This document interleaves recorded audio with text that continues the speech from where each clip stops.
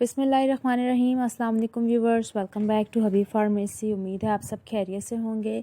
हर बार की तरह आज का रिव्यू भी हमारा बहुत ही ज़्यादा इन्फॉर्मेटिव है फॉर डायबिटिक पेशेंट के लिए, तो आपने वीडियो को एंड तक देखना है क्योंकि आज जो हम टैबलेट लेकर आए हैं उसका नाम है इम्पोली, यानी इम्पोली टैबलेट के नाम से आपको किसी भी फार्मेसी मेडिकल स्टोर पर अवेल हो जाती है। अगर हम इसकी कंपोजिशन की बात करें तो एमा ग्लीफ्लोजिन इसकी कंपोजिशन है। 20 mg की ये टैबलेट है, सामी कंपनी की मैन्युफैक्चरिंग है।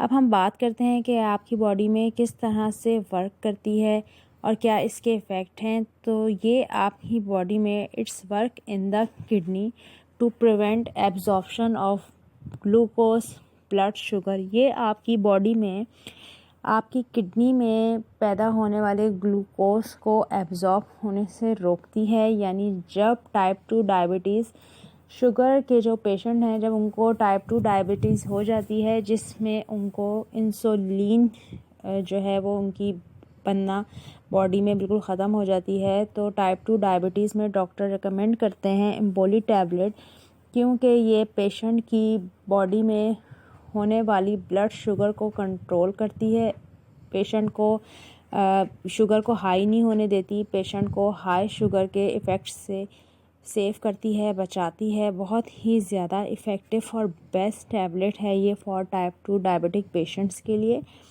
अगर हम इसके साइड इफ़ेक्ट की बात करें तो इसका साइड इफ़ेक्ट में आपको बहुत ज़्यादा शुगर लो भी हो सकती है, आपकी डायबिटिक जो है वो आपकी डायबिटीज़ एकदम लो हो सकती है, जिसकी वजह से आपको चक्कर आ सकते हैं, वीकनेस हो सकती है, फ़िज़िकल वीकनेस हो सकती है, फटीग हो सकती है। इसके साथ साथ आपको बॉडी एचेस आ सकते हैं, मसल एचेस आ सकते हैं, पट्टों में खिंचाव महसूस हो सकता है। तो ये इसके कॉमन साइड इफ़ेक्ट हैं। डोजेज की अगर हम बात करें तो इसका इस्तेमाल आपने खाना खाने से पहले एक टैबलेट का इस्तेमाल करना है। According to patient condition doctor इस मेडिसिन का रिकमेंड करते हैं। यानी टाइप 1 डायबिटीज़ और टाइप 2 डायबिटीज़ दो अलग अलग चीज़ें हैं। टाइप 1 डायबिटीज़ जो है वो मेडिसिन से कंट्रोल हो जाती है, बट टाइप 2 डायबिटीज़ में पेशेंट को इंसुलिन की ज़रूरत पड़ती है। तो ये इसका बेसिक यूज़ है। वीडियो अच्छी लगे तो लाइक शेयर ज़रूर करें।